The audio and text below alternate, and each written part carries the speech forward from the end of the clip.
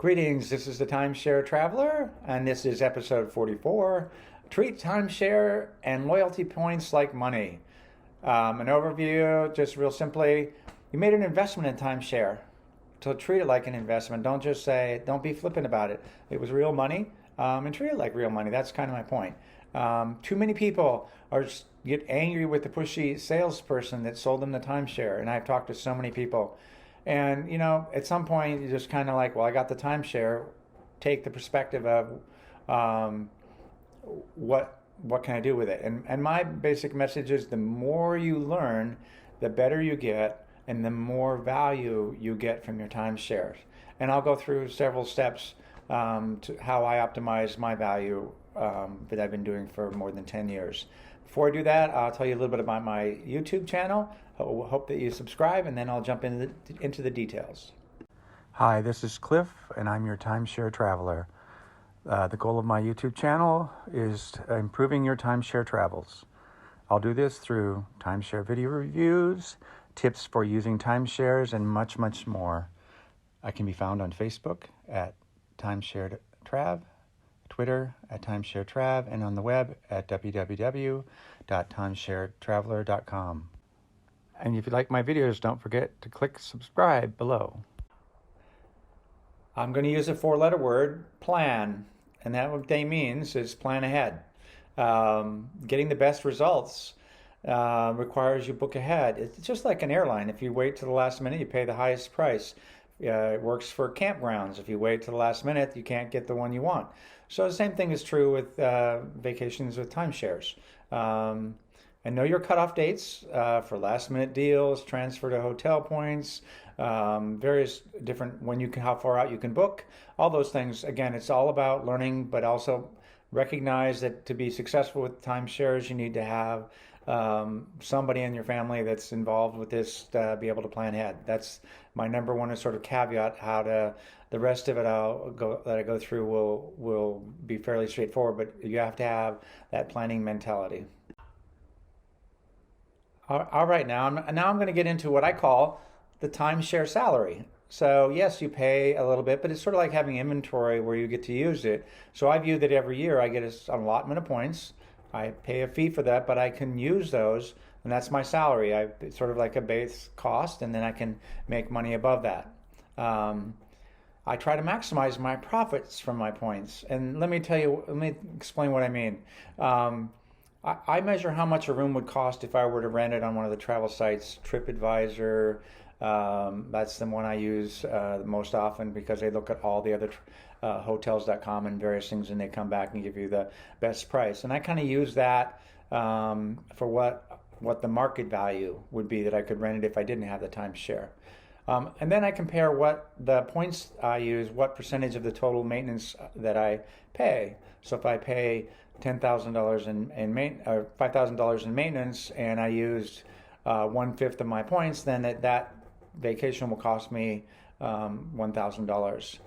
And my rule of thumb, and it's been true for the last 10 years that I've been doing this, is I generally make $200 a night. And what I mean by that is my maintenance cost would be $100 and the room would rent for $300. That's this simple math. So again, when I'm looking at the overall year, if I have $5,000 a year in maintenance, I'm looking to how I can stretch my points to get $15,000 to $20,000 worth of vacations on a site like Tripadvisor. When you take that view of things, all of a sudden you begin to see that's the profit from your cost is the value you get from owning a timeshare. And my experience is even if you buy a retail as opposed to used, you can almost pay it back in 1 year, maybe, depending on how much you buy. But even buying full retail, you can pay it back. My experience is 5 to 6 years, and sometimes even shorter, depending on how creative and how much you treat your salary and get the most out of your salary. My point number 4 is you have a savings account. So, well, it's not really truly a savings account, but trying to use every one of your points by the end of the year and do everything perfect, that's a Herculean effort to do it every year. I should mention that you can roll them into another year, and there's usually a small fee for that. and then you can sort of use them for the following year. You also can borrow. So in other words, if you want to have more time for vacations this year, then you can borrow from next year. So that's another great feature. So you don't have to like try to use exactly what your quote unquote points or salary is that I talked about in the last point. And you can also, even if you run into 2 years or so forth, I've rolled my points into RCI or Interval International, or I've rolled it into hotel points. And I'll talk a little bit more about hotel points may not expire depending on certain situations, and I'll go through that in a future topic here in this presentation. Point number 5 is know when the off seasons are, because you can increase the value, and it varies depending on whether North Carolina's got it one time and the West Coast has got a different time for the peak season. And you can save roughly 1/3 to 2/3 of the points by booking, we'll call it the off-season or last-minute specials. And again, that's how you can even go beyond what I pointed about earlier about making $200 a night on a room. You can even do better if you do that with specials.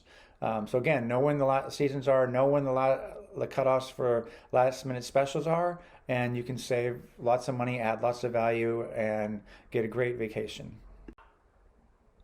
Okay, point number 6 is marketing tours are short-term and low-cost getaways.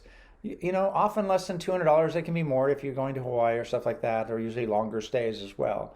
But you get usually a 4-day, 3-night stay. Plus, you'll usually get a bonus. Usually, it's hotel points, or it can be a cash, an American Express a debit card. And here's the thing I want to tell you: if you bought a timeshare, you're not going to never have another presentation. Maybe you can say no for a while. I personally say yes, because I want to get an update to see if there's anything that I'm interested in. But I know when I want to buy and why I want to buy long before I show up. I never make a decision to buy because some clever salesperson. It shouldn't be a surprise, some new thing that's out there. Just to give you a perspective, last year I pushed hard to see how many points I could get by attending presentations. And I own 3 different brands of timeshares. And I ended up earning 71 free hotel nights, and that including using my credit cards, going to the presentations, doing marketing tours. So you can, that's almost a fifth of a year. That's obsessive, and I don't recommend that. Probably many of you are stopping watching this video because it really is obsessive. But I just wanted to see what I could do so that I could then share that with people, just to give you a sense that the marketing tours are educational, and maybe there's value in there for you. But anyway, I just get used to them because you own a timeshare. And my last point here is don't forget about loyalty points. And many of them don't expire. If you can't use your timeshare, like I mentioned earlier, just transfer the points into the hotel side of the business. If you have credit cards with Hilton, your status means points don't expire. United and Delta points don't just expire. Southwest and American points stay active as long as you are using them. And Marriott Bonvoy with status from a credit card also has points that don't expire, and Wyndham Rewards expire after 4 years. And there are more and more and more, but those are the ones I know quite well. Again, I hope you enjoyed this presentation. That was my last point, and please don't forget to subscribe to my channel. I enjoy providing more content.